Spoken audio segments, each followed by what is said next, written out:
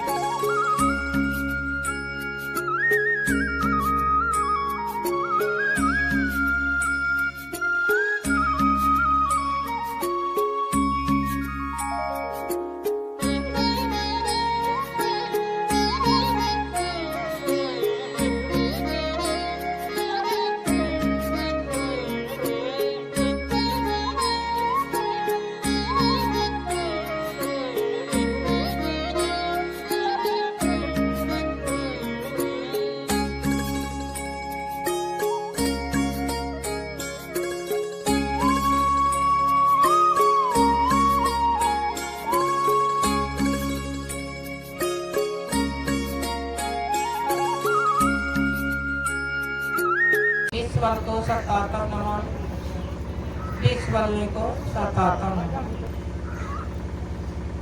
ये महान आत्मा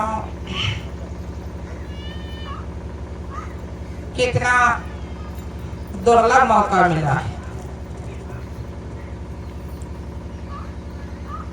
ये महान आत्मा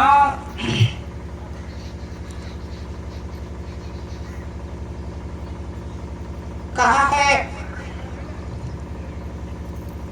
प्रथम और परम प्रथम। एक प्रथम होता है कि सुंदर होता है, फिर कहते हैं और अति सुंदर, बहुत सुंदर। ये महान आत्मा अति सुंदर, अखंड सुंदर। अगर कोई वस्तु अखंड सुंदर होती है तो उस वस्तु का इस्तेमाल कैसे किया जाता है?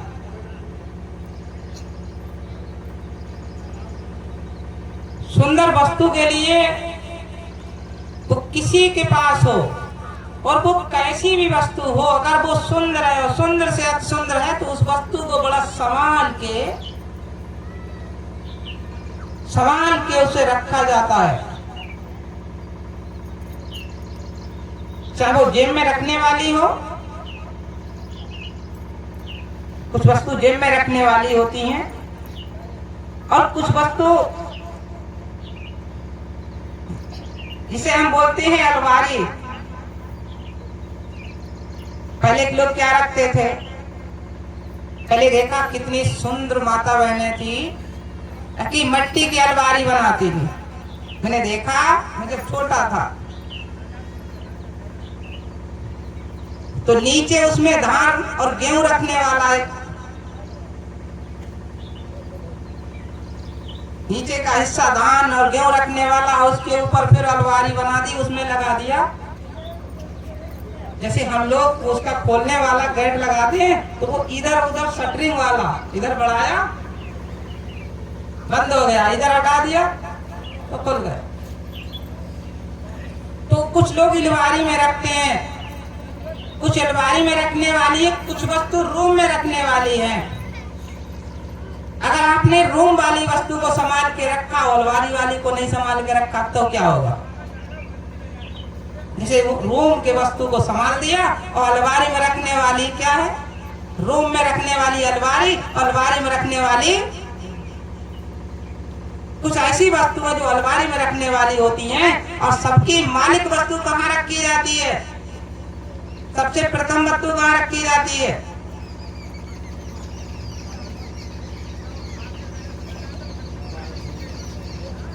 रूम में रखोगे, अलमारी में रखोगे या जेब में रखोगे? हैं? मैंने बताया सुंदर सुंदर और अति सुंदर। सबसे सुंदर वस्तु कहाँ रखोगे?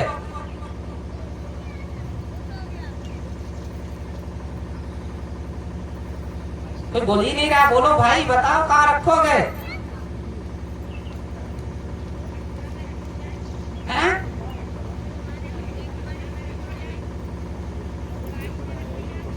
तिजोरी में?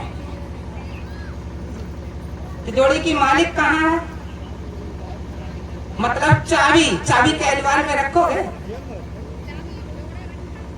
चाबी रखोगे जेब में, ठीक है। सुंदर मतलब रूम, और रूम में अलमारी, और अलमारी में मतलब हमने जो खजाना रख दिया है, आभूषण रख दिए है, मगर उसकी हम चाबी उस रूम, उसमें अलमारी में नहीं रख सकते। चाबी को रखेंगे जेब में। अगर चाबी को हमने सुरक्षित रखा तो हमारी सेब अलमारी भी सुरक्षित है, और सेब अलमारी जहाँ रखी वो रूम भी सुरक्षित है। तो इसी प्रकार से हमारा ये है, एक है रूम, रूम माने शरीर, रूम माने शरीर है,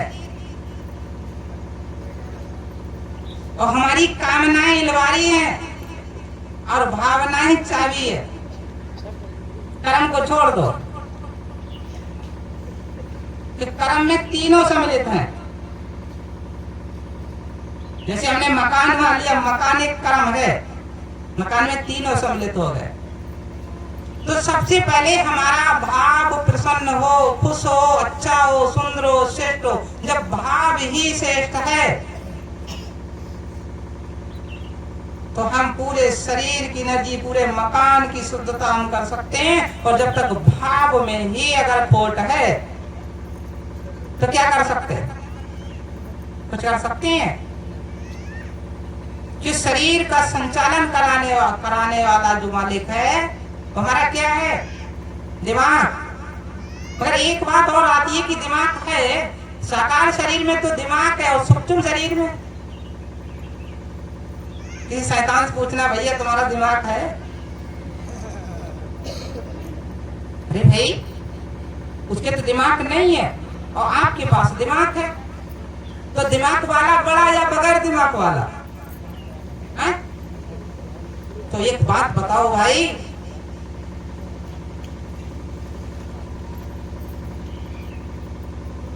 हाँ आप क्या करना, इस अपने शरीर को ले जाना, कंप्यूटर में दिखाना, आपके शरीर में नसें निकलेंगी, दिमाग निकलेगा,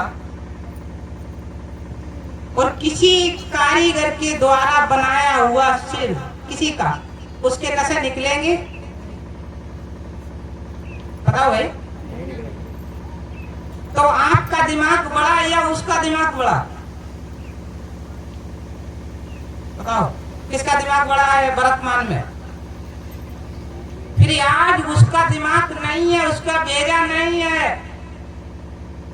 और उसका दिमाग नहीं तो वो आपको बांधे बांधे घूम रहा है, बांधे बांधे, खाने नहीं दे रहा है, पीने नहीं दे रहा है, मौका लगे तो सोने भी नहीं दे रहा, किसी को तो भैया पेट से नीचे धमक डाल दे रहा। अब बताओ भाई, बगैर दिमाग वाले में शक्ति है दिमाग वाले में? तो मेरा कहने का उदाहरण ये है, जो तुम्हारी चाबी है,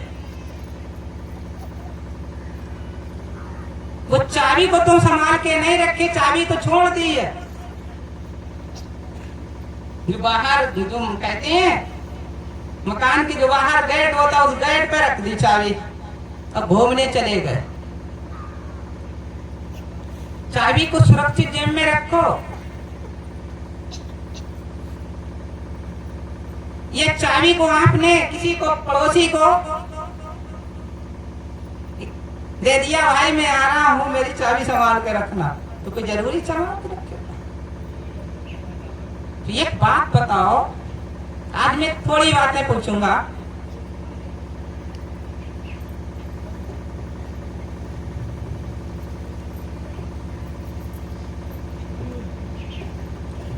कुछ तो लोग नाराज हो जाएंगे, कुछ लोग खुश हो जाएंगे। एक बात बताओ भाई, कितने भाई लोग हो जो अपने पर्स को पूरा खोल के अपनी पत्नी को दिखा देते हो कि मेरे पर्स में इतने रुपए?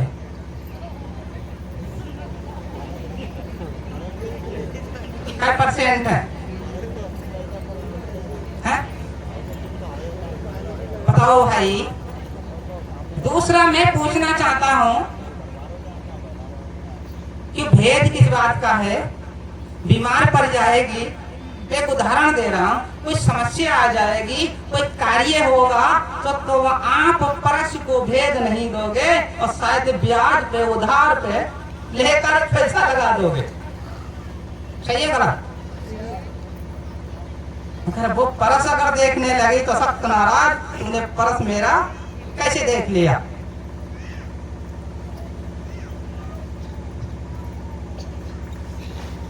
दूसरा मैं माता बहनों पर ध्यान देता हूं। अगर माता बहनों को परस अगर किसी भाई ने देख लिया तो सख्त नाराज, परस कैसे देखा? अच्छा ये बताओ, ऐसी कोई माता बहन है जो कभी नाराज ना होती है? वो कितनी है? झूठे हाथ मत उठाना। देखो उतने ही हाथ हैं, ज्यादा तो नहीं है भैया, उतने ही तो हैं, ज्यादा तो नहीं उठे हैं। देखो फिर भी कोई बात नहीं, मतलब होता है सच्चाई का मतलब एकदम सीधे हाथ। और जब भाई भाव है तो ऐसे करो, फिर बाद में ऐसे करो। मेरा कहने का उदाहरण है हमारा निर्भय आत्म प्रेम। आज मैं उदाहरण दे रहा हूं, ये जरूरी है बचत रखना, ये भी जरूरी है बचत रखना, मगर बचत कैसी रखना? दूसरा मैं उदाहरण देता हूं,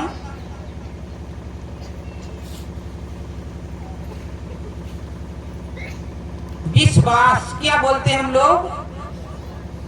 विश्वास। एक होती है श्रद्धा, दूसरी होती है उमंग और तीसरी वस्तु होती है विश्वास। विश्वास क्या है? जब तक विश्वास नहीं होगा, अब हम जो संचालन कर रहा है हमारा, अगर भामरे जब डाली जाती है, जयमाला डाली जाती है, तो क्या शपथ ली जाती है? क्या शपथ ली जाती है? मैं इस संसार की रचना की बात करता हूं। अगर कोई सर्विस में जाता है, कोई मंत्री जो अपने पद पे आता है, पद पे आ जाता है, तो मंत्री से क्या शपथ ली जाती है? नहीं, क्या ली जाती है? कि तुम भ्रष्टाचार करना, मानव की हिंसा करना या मानव की रक्षा करना। फिर कई परसेंट नेता भारत में है। दूसरी चीज अधिकारी, अधिकारी से शपथ ली जाती है, कर्मचारी शपथ ली जाती है, अगर सही अधिकारी है तो, ताकि निर्दोष प्राणी की रक्षा करना, उसे दुखी न देना। कई परसेंट आज दया हो रही है? कई परसेंट हो रही है दया?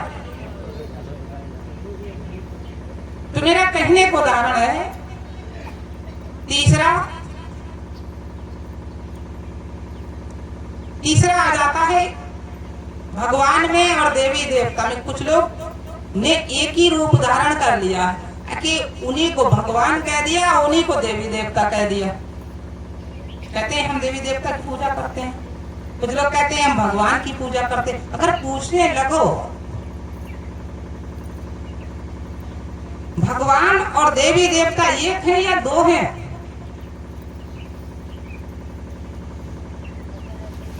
देवी देवता एक या दो? जैसे एक तो भगवान नाम हो गया और एक देवी और देवता, क्या नाम हो गए?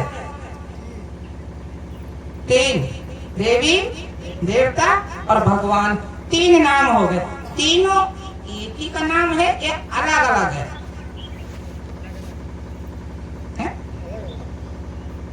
अलग अलग है। अब देखा जाए, घी में शहद मिला के अगर चटा दिया जाए तो एक ही बात कहना इसे तो बनाया गैया ने वनस्पति खा के, और इसे बनाया मक्खी ने वनस्पति खा के, दो खाए दोनों शुद्ध है, और मिला के चाट लेना। किसको साफ करेगी? मानव को या रोग को? मेरा कहने को उदाहरण है, हम जब तक ये नहीं जान सकते,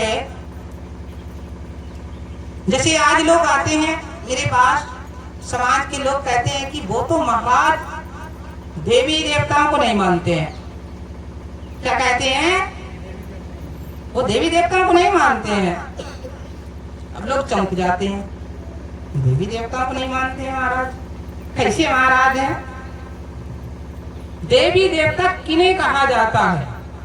देवी देवताओं के स्थान कितने होते हैं? एक तो हमारा स्थान है, जैसे हमने भगवान को भी देवी बना दिया और भगवान को भी देवी देवता बना दिया, और भगवान को ही हमने देवी देवता को भी भगवान बना दिया और भगवान को भी देवी देवता बना दिया। अब बताओ दोनों लोग बनेंगे?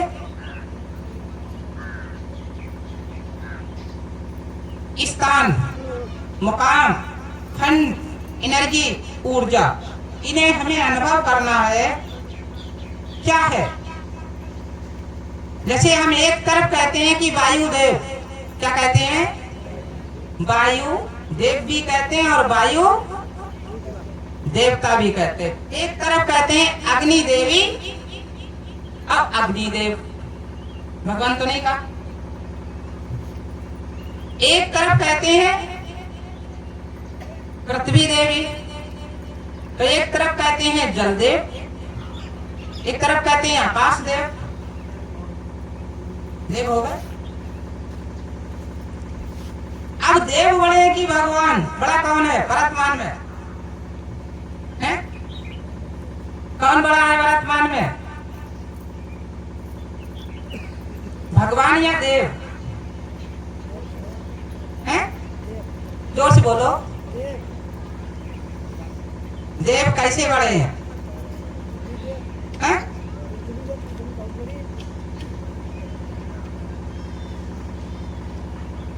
भगवान ने इन देवों को बनाया, इन देवों ने भगवान को बनाया। भगवान ने इन जो मैंने नाम गिनाए हैं, पृथ्वी, अग्नि, वायु, जल, आकाश, इन देवों को भगवान ने बनाया या भगवान ने इन देवों को बनाया या इन देवों ने भगवान को बनाया? भगवान ने। आप बोलो भाई।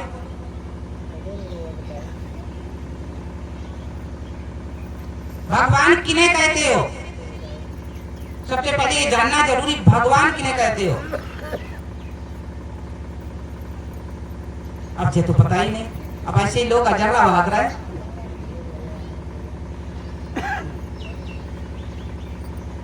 भगवान किन्हें कहते हो?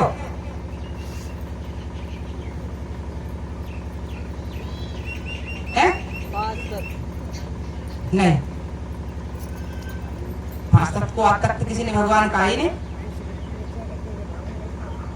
अरे बताओ भाई, कोई ग्रंथ में लिखा है पांच तत्व भगवान है? भगवान के लिए कहा है कि ब्रह्म भगवान, ब्रह्म भगवान तत्व नहीं, गुण है। शिव भगवान, हमारे ग्रंथ कह रहे हैं कि शिव भगवान तत्व नहीं, शिव भगवान गुण है। ग्रंथ में लिखा है विष्णु भगवान गुण है, तत्व है। ग्रंथों से अलग नहीं जा सकता हूं। क्या है?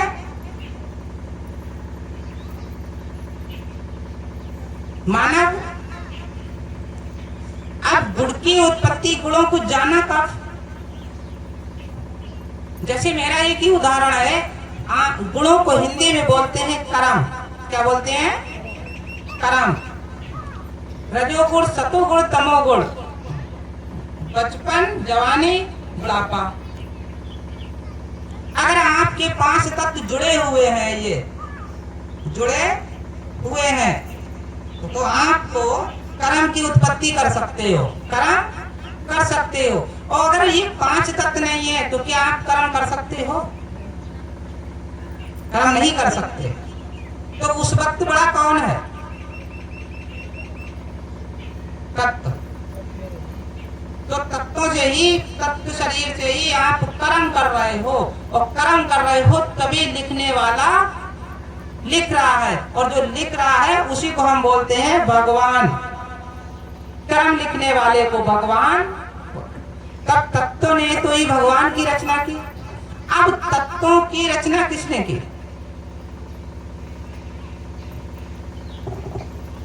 अपनी मर्जी से। जैसे मैं उदाहरण देता हूं, अपनी मर्जी से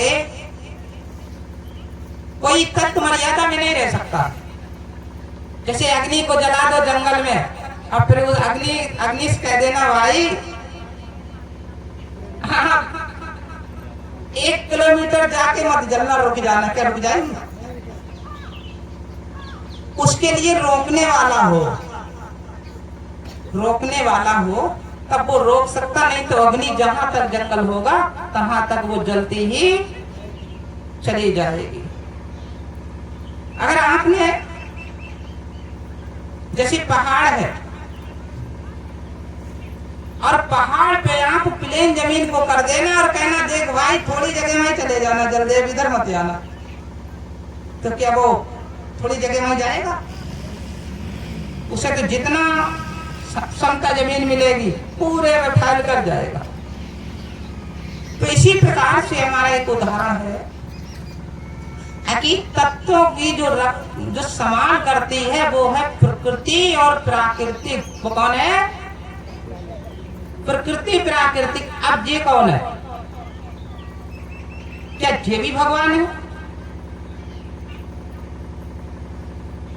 जो आपके शरीर में देखा है, आपके शरीर में, आपके शरीर में सही से देखा जाए, ये नाखून है। इस नाखून को एक बार छुटा के और फिर लगा के देखना, क्या दर्द नहीं करेगा? है? और अभी तो लगा है, क्यों नहीं दर्द कर रहा है? अभी तो लगा है और दर्द नहीं कर रहा। और अपनी मर्जी छुटा के फिर लगाओ। ये दांत कितनी मजबूत काला है यहाँ, नीचे देखा जाए तो कसम मुलायम है और कैसे कर रहे दांत हैं? इसी प्रकार से इस शरीर जब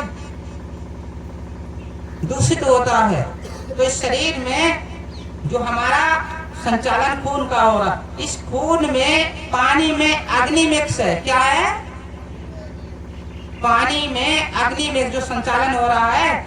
इस खून में वायु, अग्नि और जल, वायु माने हवा जिसको हम बोलते हैं वायु, वायु, अग्नि और जल, ये 3 चीजें मिक्स है। अब 3 चीजें मिक्स है तो इसमें तीनों अपनी अपनी क्षमता में चल रही हैं। क्या ये अपनी मर्जी से चल रही हैं या कोई चलाने वाला? कुछ चलाने वाला है। इसी प्रकार से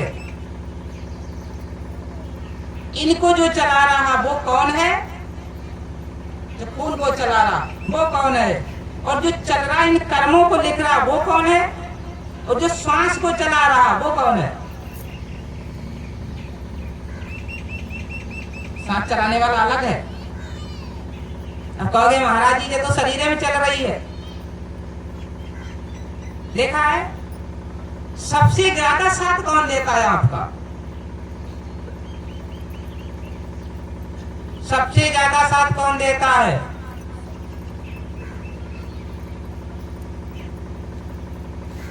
क्या चीजें हैं आपके पास?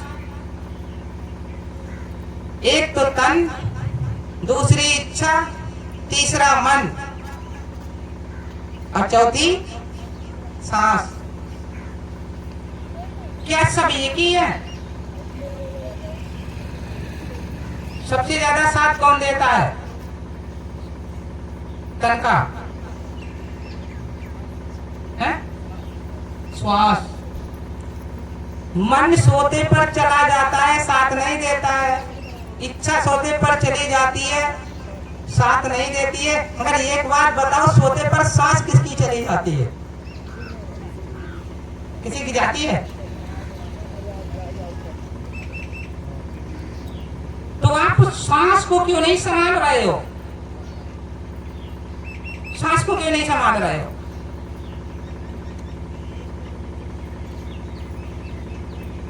और श्वास को नहीं संभालोगे तो आनंद नहीं आएगा। इसीलिए मैं एक उदाहरण दे रहा हूं। अब मैं वहां का उदाहरण दे रहा हूं।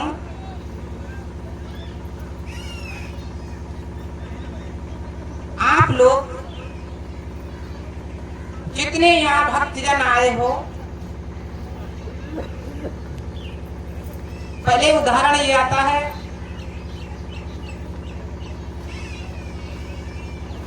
जैसे जल, पृथ्वी, अग्नि, वायु, आकाश,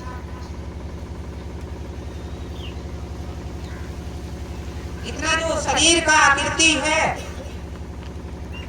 इसमें पांचों तो चीजें हैं। पांचों तो चीजें हैं। एक ग्रंथ ने कहा है कि पांच तत्व शरीर, पांच तत्व भौतिक शरीर, और छठी चीज क्या है?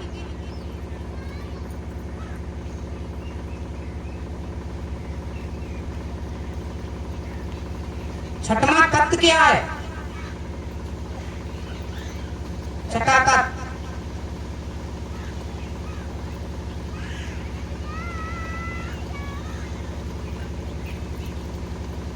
हम 5 किलोमीटर रोज जा रहे हैं। मैं एक उदाहरण दे रहा हूं। जब 5 किलोमीटर रोज सफर कर रहा हूं, चाहे मैं टुक टुक से कर रहा हूं, मोटरसाइकिल से कर रहा हूं, 4 व्हीलर से कर रहा हूं, या मैं पैदल सफर कर रहा हूं, 5 किलोमीटर सफर कर रहा हूं, तो रोज 5 किलोमीटर को तो दृश्य देखूंगा, 5 किलोमीटर का अनुभव होगा। और जब मैं 5 किलोमीटर से अगले बढ़ जाऊंगा तो मैं नया दृश्य देखूंगा। यह कारण है, अगर मैं इधर 5 किलोमीटर जा रहा हूं और इधर कभी नहीं गया तो इधर मैं 1 किलोमीटर चल जाऊंगा, तब भी मुझे नया दृश्य मिलेगा। इधर जाना है तो दूर जाना है और निगरे चलना है तो उधर से नहीं, दूसरी रास्ता पे जाना है, पीछे जाना, अगले नहीं पीछे जाना है। अब किधर जाओगे आप लोग? दूर जाओगे तो अगले जाओगे, अब पीछे जाओगे तो ऐसी जाओगे। अब बताओ कैसी जाओगे? ध्यान रखो, यहाँ कुछ नहीं कराया जाता है। यहाँ कुछ नहीं कराया जाता है। मेरा एक ही उदाहरण है।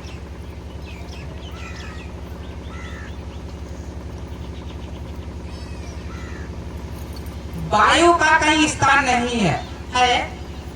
कोई ग्रंथ में दर्शाया है कि वायु सागर में मिलेगी या पर्वत में मिलेगी या जंगल में मिलेगी या मैदान में मिलेगी। वायु कहाँ मिलेगी?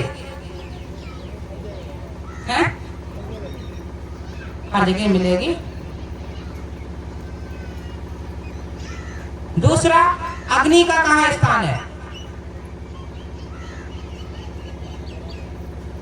पाताल में है या मृतलोक में है या आकाश में है?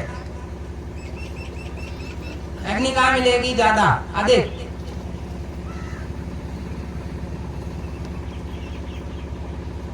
कहाँ मिलेगी भाई? अग्नि का कोई स्थान नहीं है।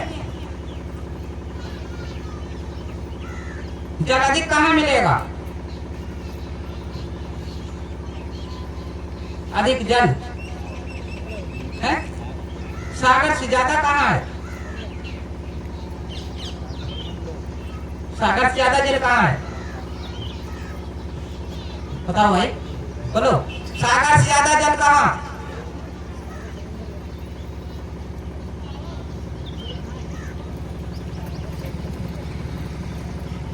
क्यों पीछे पड़े हो? जब तक पीछे पड़े रहो तब तक काम नहीं बनेगा। विवेक को चेतन करो। सागर से अधिक जल कहाँ?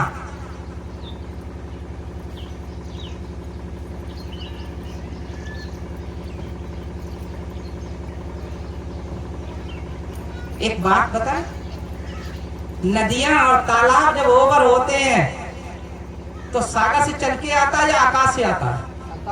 तो उस समय सागर कहोगे? सागर से जल बह रहा है या आकाश कहोगे? सही है गलत?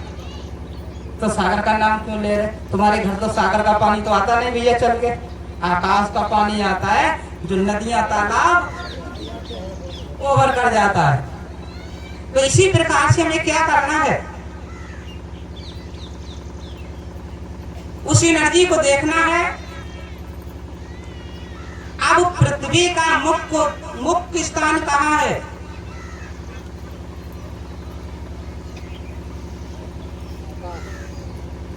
पृथ्वी की नाक कहाँ है, मुंह कहाँ है, पैर कहाँ है, पीठ कहाँ है?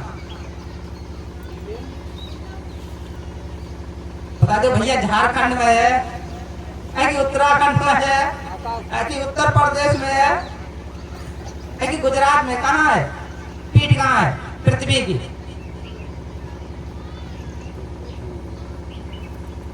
क्या पृथ्वी शक्ति है? पृथ्वी शक्ति है भाई। इसका कहीं मुंह होगा, अब कहीं बेचारे पीठ भी होगी पृथ्वी माता की, और कहीं पैर भी होंगे। जब तुमने आकृति बनाई है, आकृति बनाई है, एक माता का रूप दर्शाया है, उसमें नाक मुंह हाथ पैर सभी चीजें मैं भी मानता हूं। हर भाई किसी के पीछे जाना, पीठ के पीछे, ठीक है? इशारा करना, चोर है चल, इशारा करना, चोर है चल, बोलना मत चोर है चल, तो बच्चा समझेगा। अब तुम्हें तो पता ही नहीं कि पृथ्वी की पीठ किधर है, मुंह किधर है, नाक किधर है। सबसे पहले ये जानना जरूरी है। हम लोग इसी बंधन में बंधे पड़े हैं, और जब तक इस बंधन में बंधे रहोगे,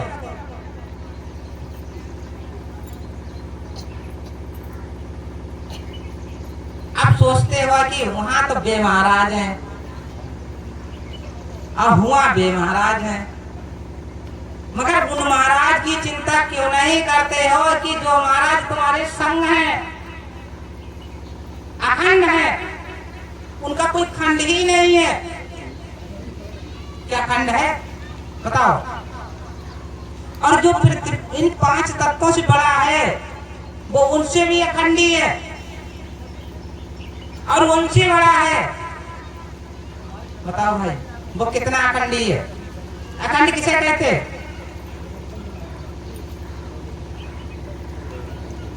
अखंड किसे कहते हैं? अखंड सबसे पहले हमारा शब्द सब लोग समझ नहीं पाते। अखंड और खंड दो चीजें होती हैं। अखंड किसे कहते हैं? एक के 3 रूप हैं, एक के 3 रूप हैं। वो 3 रूप कैसे हैं एक के?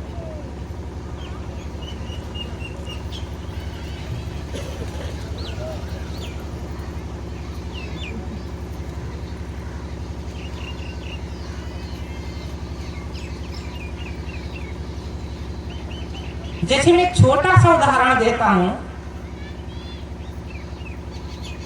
एक बर्फ का ढीला, जिसे मैं हिंदी बोलते ओरो, क्या बोलते हैं? उसे बर्फ भी बोलते हैं और कहते हैं ओरो भी। ओरे का खंड है? उससे हल्का खंड जल का है, उससे हल्का खंड जल का है। अगर ओरी को किसी के मार दिया तो हो सकता निशान आ जाएगा। अब जितना ओरो फेंक के मारना कहीं अंग में, फिर देखना, और उतने ही ओरे को पिलगा के पानी बर्तन में रख लेना और फिर मारना, क्या उसको निशान आएगा? है? 2 रूप हो गए। और उसी जल की बाप बना देना, बाप उससे भी अखंड है बाप। अब किससे प्रेम करोगे?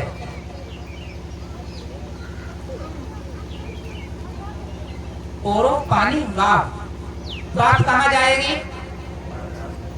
आसमान में। जल कहाँ जाएगा? है? बाप तो आसमान में जाएगी, अब भैया जन्नत से लाओ गिलास भर के जल छोड़ देना का आसमान चला जाएगा? तो जाएगा जिधर उसे नीची जमीन मिलेगी उधर जाएगा। अगर हो सकता रेता राख में छोड़ दिया तो जाएगा भी नहीं, उसी में समा जाएगा। ठीक है, जल बह जाएगा और ओरी को छोड़ोगे तो नीचे की दिशा में आएगा। अब 3 दिशाएं हो गई हैं कि जल पृथ्वी में विलीन हो जाएगा और जब तक ओरे का डीला रहेगा तब तक विलीन होने वाला पृथ्वी में नहीं है। और बाप को आप छोड़ोगे तो वो आकाश में विलीन हो जाएगी। इसी प्रकार से आपके पास 3 एनर्जी है, आपकी इस एनर्जी को देखना है।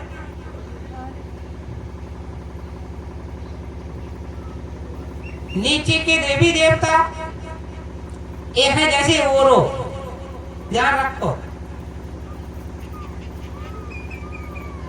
इसके बाद ऊपर के जो भगवान है वो है जैसे पानी, और ऊपर की जो शक्तियां हैं मालिक वो है बाप। अब आप तीनों के लिए जैसे ओरे के लिए भाई हाथ में रख लाए, देख कितने कितने बड़े हो सकता है कि अगर हाथ में रख लिया तो 200 मीटर दूर ले जा सकते हैं ओरे के लिए। अब पानी को, ओरे को तो ऐसे ही पकड़ लेते हो, अब पानी कैसे ले जाओगे? अब बाप को कैसे ले जाओगे? तो आज के लोगों ने सीधे सीधे हाथ बढ़ा दिया, बापों के लिए, अब पानियों के लिए और ओरे के लिए। मेरा कहने का उदाहरण है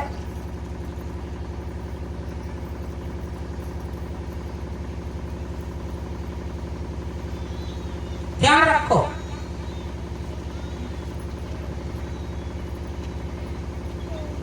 आज के वर्तमान में 2 चीजों की उत्पत्ति ज्यादा हो रही है। वो 2 चीजें कौन है जिनकी उत्पत्ति ज्यादा हो रही?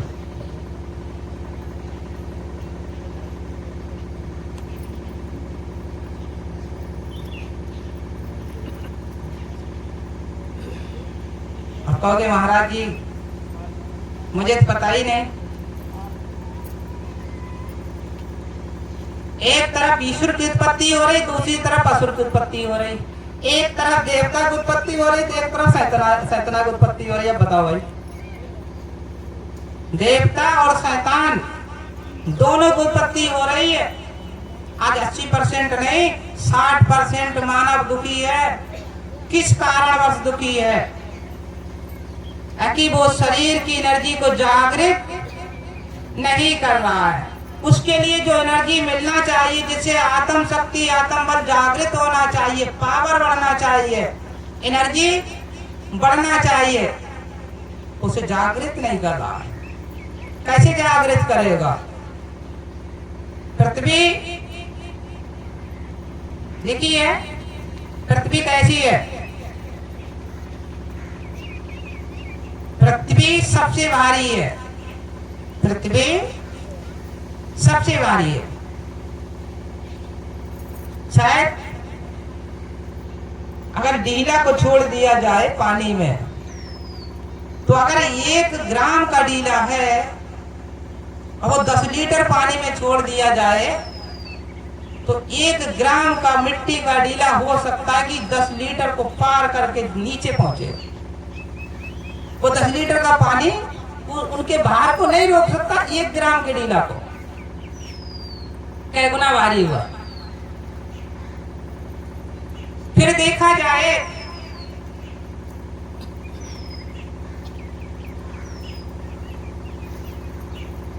पृथ्वी की उत्पत्ति जल करता है। पृथ्वी की उत्पत्ति जल करता है। आपने देखा होगा, चाहे नदी में जाओ, चाहे आप तालाब में जाओ, चाहे आप झील में जाओ, बहुत सी झील, नदी, तालाब को आपने देखा जहां पानी रुका हुआ है, बह नहीं रहा तेजी से, वहां आपने देखा साफ जल में वनस्पति, जिसको हम बोलते हैं वृक्ष, उग जाते हैं। उसकी गहराई इतनी है कि उसकी जड़ें, शाखाएं रेत तक नहीं जाती हैं। दूरी इतनी है कि साइड में भी नहीं पहुंच पाती हैं मिट्टी रेत तक, वो जल में ही तैरती रहती हैं। उसमें फूल और फल आ जाता है। उसको अगर आपने जला दिया तो राख बन गई पृथ्वी तक, गला दिया तो राख बन गई पृथ्वी तक, यानी मिट्टी का ढेर बनेगा गल के, तो वो कहां से आई है? तो पृथ्वी कहां से आई है बताओ?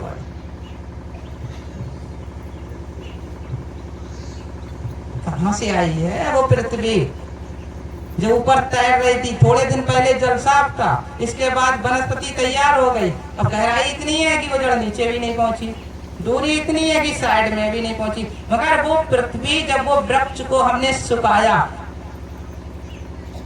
और उसे गलाया या जलाया तो पृथ्वी तत्व बना, मिट्टी बनी है। अब वो मिट्टी कहां से आई?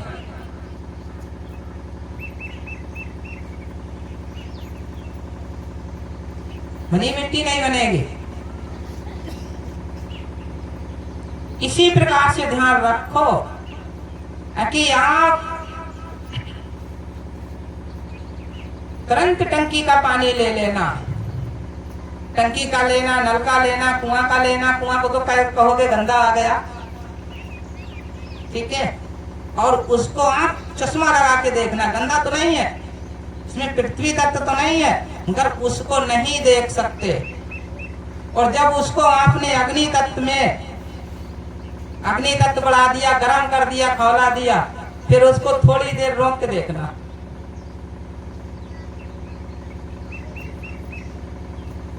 जो आपका चेहरा दिखाई दे रहा है, पहले उस बर्तन को आप ले लेना जो चेहरा दिखाई दे रहा, फिर खौला के रख देना।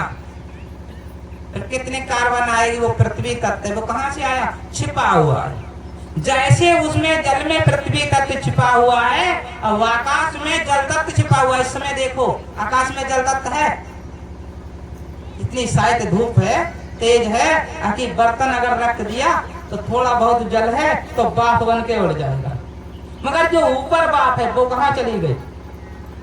जो संध्या को ओस बन के आएगी पृथ्वी लोक में जलत है, वो कहां रुका हुआ है? तो पूरे वायु में विलीन है। इसमें वायु में विलीन है। अब आपकी एनर्जी बताओ, आपकी एनर्जी अगर इतनी है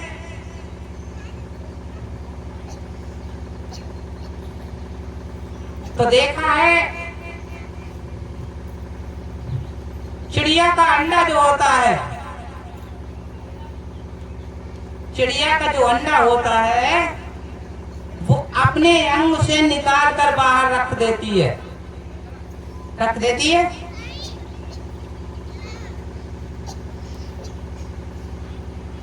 फिर वो अंडा की आकृति, वो तो पृथ्वी तक है, वो अंडा में आकृति कैसे बढ़ती है? वो अंडा में पानी तत्व कहां से आता है? वो अंडा में पृथ्वी तत्व कहां से आता है? अरे भैया पानी में तो दबाव नहीं बढ़ गया होगा, पानी पृथ्वी में दबाव नहीं, पृथ्वी बढ़ गई। वो अंडा में पानी पृथ्वी तत्व कहां से आता है? जिससे आकृति बढ़ती है, बच्चा बड़ा होता है, अंडा बड़ा होता है, वो कहां से आता है?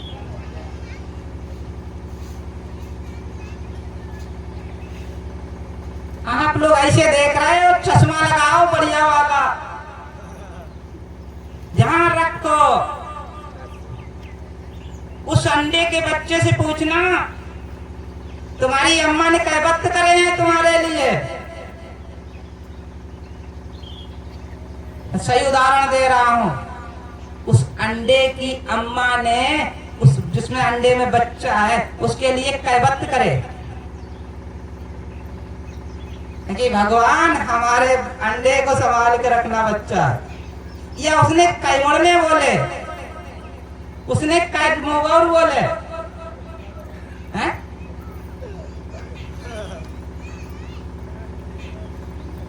फिर उस अंडे में पानी पृथ्वी कौन बढ़ा रहा, मैं पूछना चाहता हूं।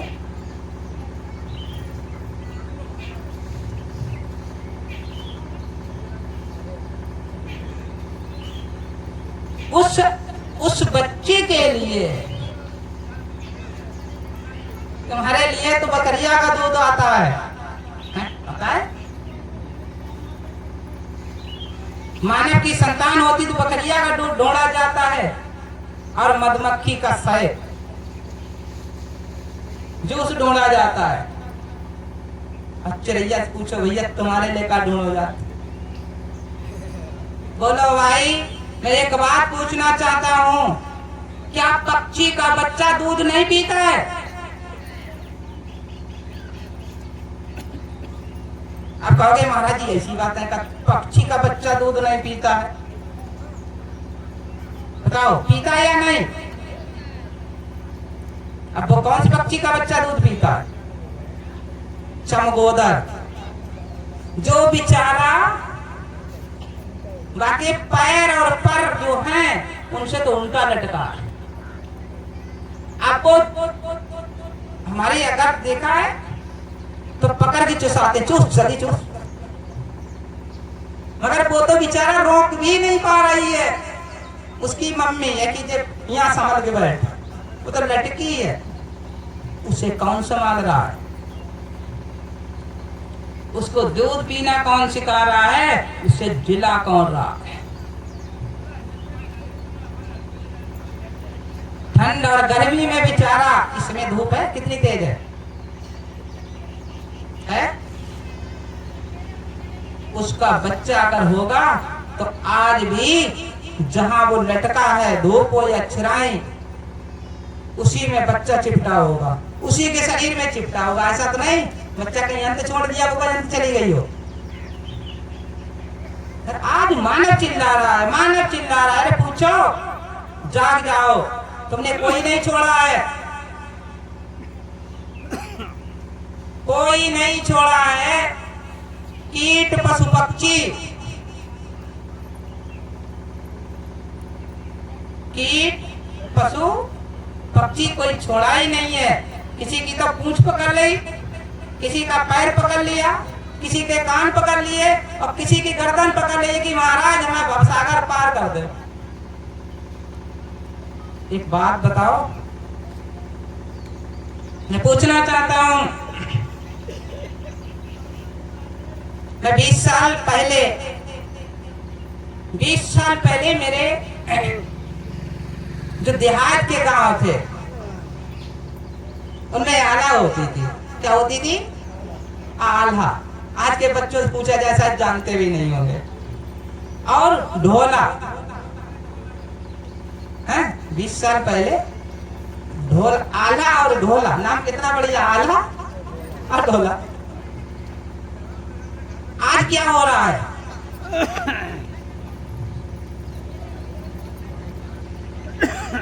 आज भागवत और जागरण, भागवत और जागरण कितने प्रिय नाम है। भाग को परिवर्तन करने वाला कर्म हो रहा है कि मेरा भाग का परिवर्तन हो जाए। कहते हैं तुम्हारे भाग में लिखा हुआ है। अगर भाग का परिवर्तन हो रहा है तो भाग तो लिखा हुआ कट गया। कहते हैं भागवत लिख लो, भाग और पाप, उसमें भी भाग अगले और पीछे पाप। परिवर्तन, भाग को परिवर्तन कितने लोगों ने किया जिनके भाग के परिवर्तन हुए हो? फिर कहते जागरण, सोते हुए जाग जाओ नहीं तो चोरी हो जाएगी। कितने लोग जागे? क्यों भाई, कितने लोग जागे? आज मैं पूछ रहा हूं जिनके बच्चे का उत्पत्ति होती है, शुद्धाकरण होता है, नामकरण होता है, तो हमारी अंदाज से कि देवी देवता इतने आ जाते, कूदते, फांदते, नाचते हैं कि नशा में ध्यान है नारा। और तुम्हारे घर यति देवता आए, यति देवी देवता आइए, फिर धागा बनाओ का दूसरे घर गए। बताओ भाई, जिनके जिनके जिससे मैं बोलता हूं, अगर विधायक, मंत्री और मुख्यमंत्री और प्रधानमंत्री आ जाएं तो शायद उसके मकान मालिक, जो मालिक है, परिवार वाले हैं, उनसे ज्यादा नहीं तो 6 महीना तक कहेंगे दूर रहना, आफत खड़ी हो जाएगी। तो मुख्यमंत्री आए थे, प्रधानमंत्री आए थे, विधायक आए थे, और तुम्हारे घर सब आ गए तो तीसरे दिन जंतुर बनाने चले गए। क्यों गए? जागे कितने? ध्यान रखो,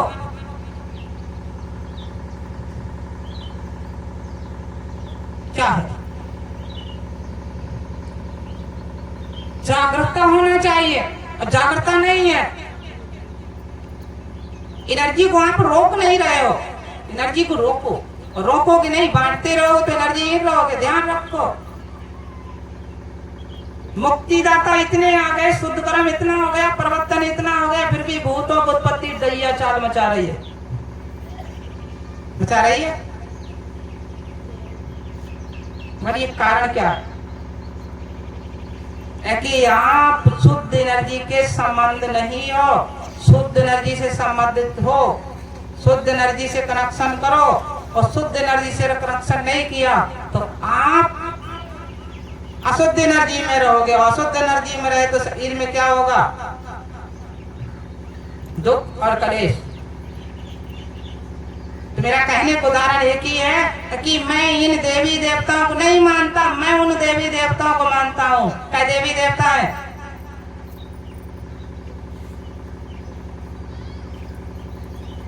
जिन्हें हमने बनाया और जिनने सबे बनाया, बड़ा कौन है? जिनने सबको बनाया वो बड़ा है कि जिनने हमें बनाया वो बड़ा?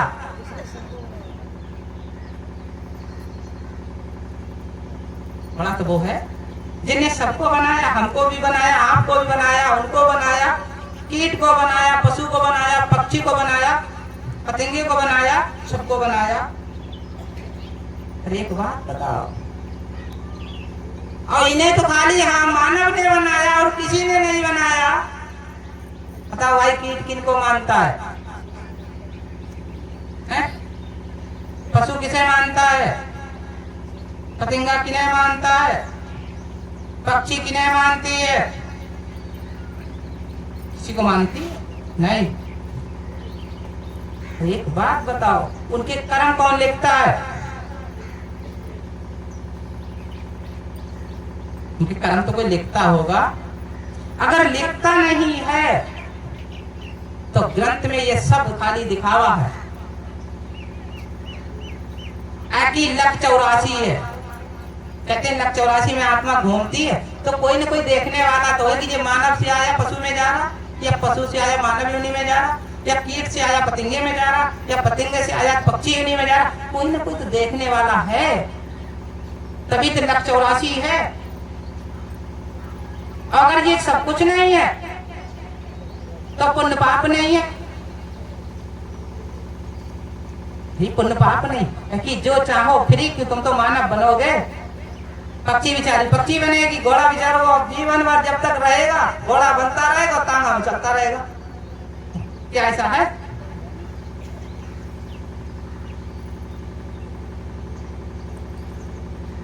तो मेरा कहने का उदाहरण है, जागरूकता में आओ।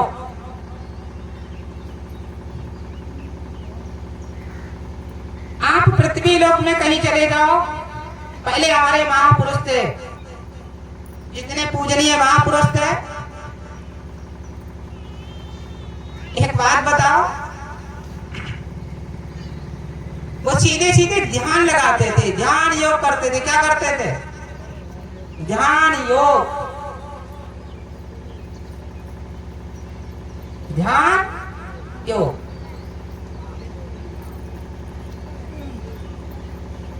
और ध्यान योग, और ध्यान योग। काय लोग हैं जो ध्यान योग वाले हैं? ध्यान योग सबसे उत्तम किसका, सबसे बड़ा किसका?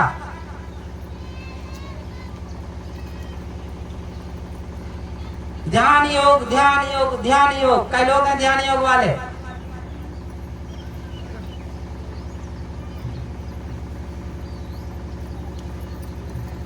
देखा है? जैसे मैं उदाहरण दे रहा हूं,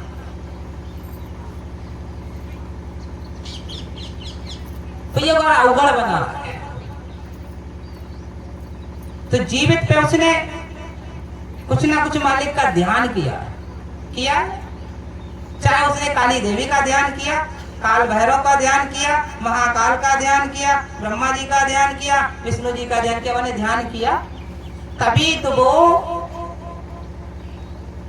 एक पूजनीय स्थान में पहुंचा, चाहे वो आसुर प्रकृति का जरूर रहा, मगर ध्यान योग करने से ही उसे वो ऊर्जा पावर मिली है। एक ध्यान योग। हमारे ऋषि मुनि ने ध्यान योग किया, तभी वो सिद्धि पुरुष हुए। जैसे बुद्ध भगवान, गौतम, रविदास, कबीर साहब, गुरु नानक साहब, इनने क्या किया? ध्यान योग। क्या किया? ध्यान योग। बैठकर ध्यान किया। जैसे वाल्मीकि ने ध्यान किया, 2 हो गए। तीसरे शिव भगवान भी ध्यान योग कर रहे हैं। बैठे देखिए कैसे बैठे हैं, जहां मिलेंगे तहां ऐसे मिलेंगे, ध्यान योग करके। आप बताओ,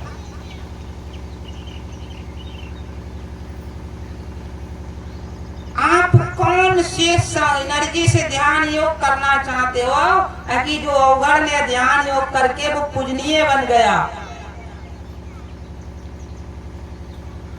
उसका ध्यान योग करोगे, या उसने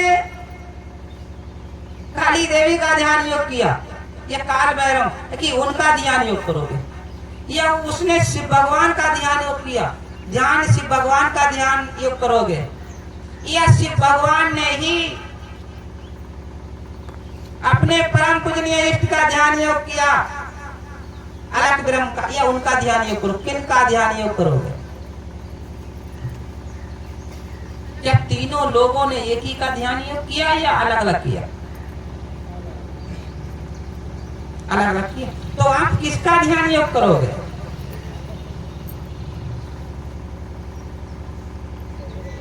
है?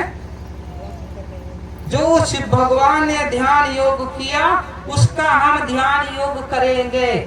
जब ध्यान योग उनका करेंगे तो सबसे पहला कहते हैं तमोगुण।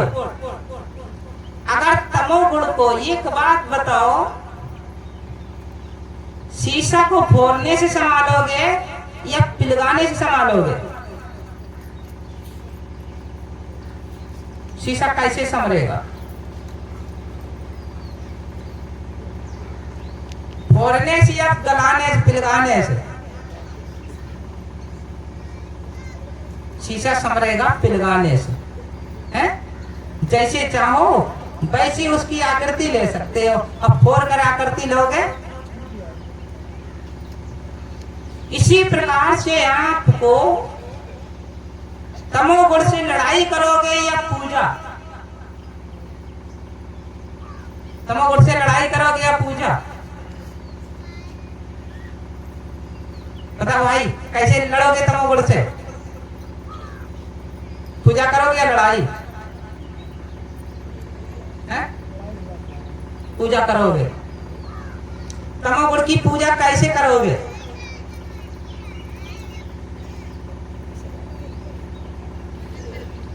है? अब बकरिया घेट काट।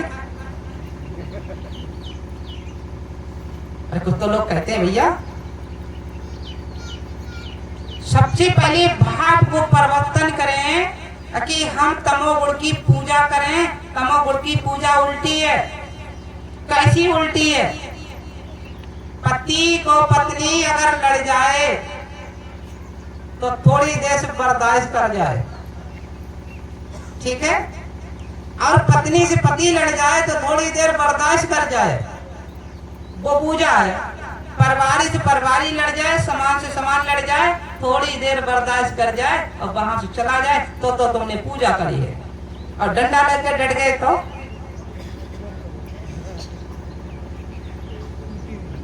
बड़ी पूजा है। हमें धैर्य धारण करना है। जैसे हमें शीशा को तोड़ना नहीं, बखेड़ना नहीं, हमें शीशा को गला के इकट्ठा कर लेना। इसी प्रकार से हम तमोगुण को नम्रता में लाएं ताकि वो चीखे तो नम में आ जाए। ठीक है। आप सतोगुण की पूजा कैसे करोगे? सतोगुण की पूजा तमोगुण माने शिव भगवान ग्रंथ में लिखा है, तमोगुण शिव जी का है और सतोगुण विष्णु जी का है। आप सतोगुण की पूजा कैसे करोगे?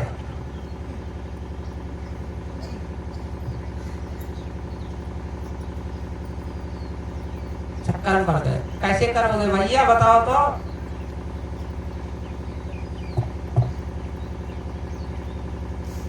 ध्यान रखो।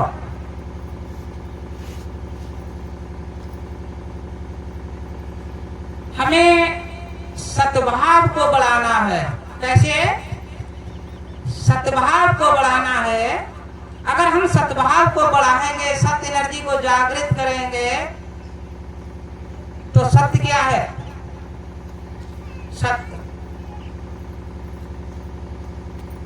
सतोगुण का मालिक कौन? वर्तमान में सतोगुण का मालिक कौन?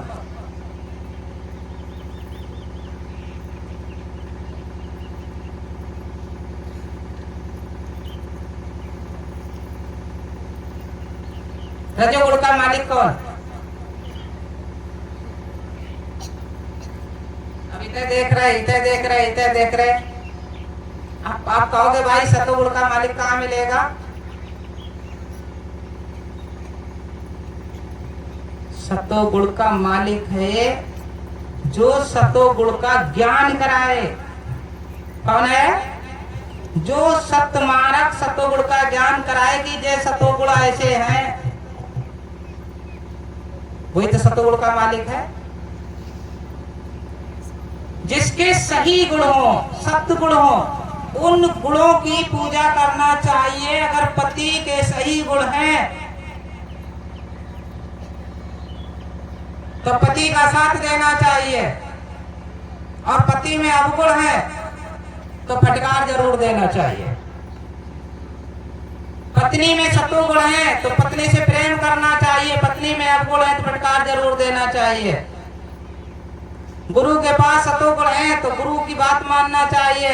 अगर गुरु में अवगुण है तो तुरंत हट जाना चाहिए, पास नहीं जाना चाहिए।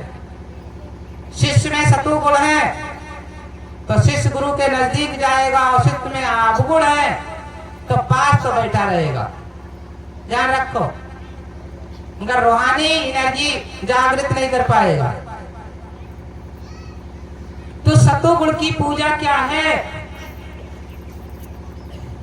कि सत्य जो है उसकी पूजा करें। सत्य की पूजा कितनी माता बहनें करती हैं? सत्य की हाथ उठाओ जोर से, कितनी हो सत्य की पूजा करने? झूठ मत बोलना, झूठ बोलने वाले हाथ मत उठाना। एक बात बताओ, हाथ नीचे कर लो माता बहनों। जब आपने पति पूजा रखी, इसको बोलते करवा चौथ, वो माता बहन कितनी हो जिन्हें बगैर खोट के चढ़ाए से और बगैर फोटू को खवाए से पहले पति के मुंह में खाना रखा हो। बाकी तो मार्केट वाले पति को जो खरीद के लाए हो, उसके साथ क्या तुम्हारी भावनाएं परी हैं? देखा, हाथ तो मार्केट से पति खरीद के आता है और पहले उसके मुंह में दबाया जाता है। बताओ भाई, किसे धोखा दे रहे हो? सही है गलत? तो मेरा कहने को उदाहरण है, भगवान आपके साथ है, मगर आप धोखा खा गए हो। मालिक आपके साथ है और परमात्मा आपके साथ है। तीन लोग आपके साथ हैं, बराबर चौकीदारी कर रहे हैं आपकी। कौन कौन? मालिक,